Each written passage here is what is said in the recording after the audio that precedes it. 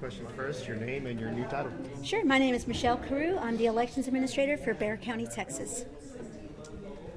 Somebody else wants to What's take it, it? what's it like to be able to finally say, what's it like to be able to say that?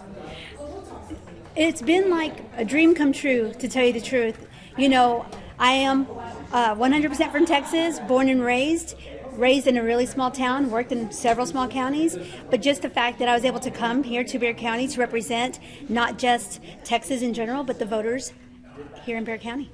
I'll get this out of the way. Bexar County holds a special place to you. Why is that? Bexar County means a lot to me for a lot of different reasons. I have family and friends that live here. I was married here on the Riverwalk at Marriage Island, so it's like making a complete circle. You mentioned the bullet points at the top that you are going to focus on at the beginning. Can you just give us a brief synopsis of those? Sure. There's a lot of things that we're currently, number one is having a fair election come May 3rd. We want to be prepared. We want to make sure that all the polling locations are open and with plenty of people to work, right? We want to make sure that the voters have everything they need and that we get through it like the rising stars that I know our team is. My last question. Are you prepared for the attention that will be? Everybody here knew Jackie and like knew her name off the top of their head. Are you prepared for that kind of attention? I feel that I am. I mean, I have been through a few things in my professional life, and I feel that it worked me up to be prepared for this. Something like that. Yeah. When you think of Jackie, I mean, I think she's obviously held the position for 20 years. I know you've only been on the job for a little bit, and I did ask you this question earlier, but what differences have you noticed about the elections office that you would like to potentially change? Well, I think that new technology is at the top of the list. Of course, the website is something major that we'll be working on and addressing. I know that I've had people send me screenshots from their cell phones and it's not cell phone friendly. So we'll definitely work on that. We'll work on just several things in general, bringing in technology, making sure that the workers have everything they need.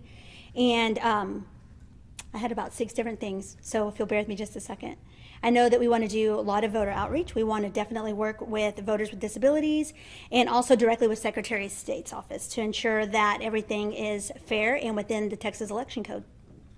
You mentioned that when you were getting advice from Jackie that she was describing some of the obstacles she's faced over the past 2 decades with the elections office. What were some of the troubles that she was telling you about? A lot of them are most recent, right, with the attacks that have been on elections administrators and security. So it was not like a long laundry list of things. It was just like, this is what's happened, this is what we need to address, and this is what the court knows about.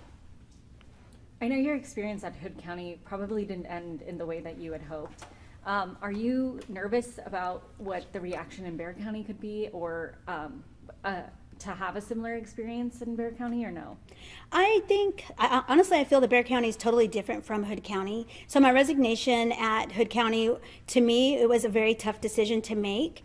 So when I left, I still had the support of the Commissioner's Court, the Election Commission, and all of the judges and clerks. So I feel that although I left, maybe when I didn't want to, I still left with a lot of backing from the local stakeholders in Hood County. Did you miss it in the period that you had left? Yes, I did. I actually went from there to a job in the tech field, working for a tech company out of Austin. So I was still able to be involved with all my colleagues and see them and participate and stay abreast on election code.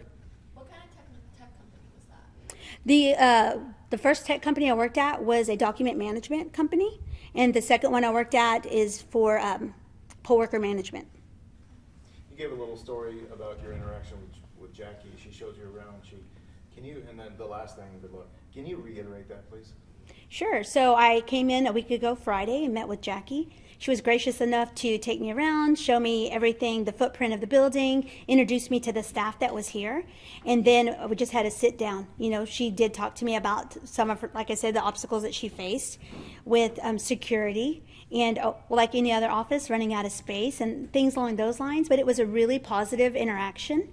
I have nothing but mad respect for Jackie. I met her when I was just a deputy clerk in Parker County, and watching her and seeing the things that she went through, and also other elections administrators just like her, it encouraged me to want to be just like them. Election administrators, of course, across the country and the state are sort of being watched by a magnifying glass these days, especially when it comes to a safe and secure election. What's the biggest thing you want voters to know? Well, I want voters to know that as their elections administrator, I will always follow the letter of the law.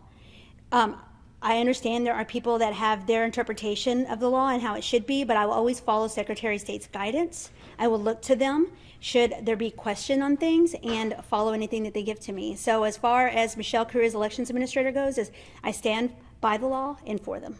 I know Judge Sakai mentioned, of course, the lawsuit that we had filed by Attorney General Ken Paxton when the county took some, I guess, new approaches to get voters to register.